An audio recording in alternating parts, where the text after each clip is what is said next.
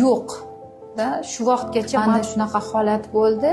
Endi bu birinchi marta emas, bir necha marta bo'lganligi uchun olib chiqyapman. Biz asosan o'sha besplodiyya bilan shug'ullanamiz, bepushtlik bilan. Ayol kishi kelyapti-da, yana qiz kelyapti deb prosta afsusli holat, achinarli holatda matga yo'q da shu vaqtgacha matga hech kim o'zi qilmagan.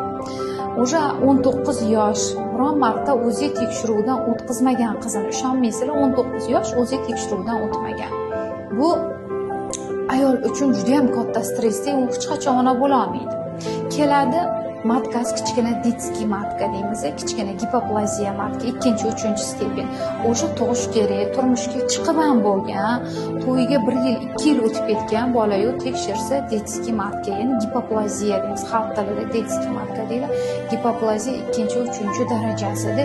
U ichiga ikko qilib qo'ysanglar ham bola rivojlanmaydi, o'tdi. O'sha ayolda hayoti tamom. U erkak baribir bolali bo'lishi kerak-ku. Baribir uni oilasiga zarar yetadi, baribir eri uni uylanadi. Bu hayot haqiqatlarida, hayot mazmuni bu bolalar bilanda.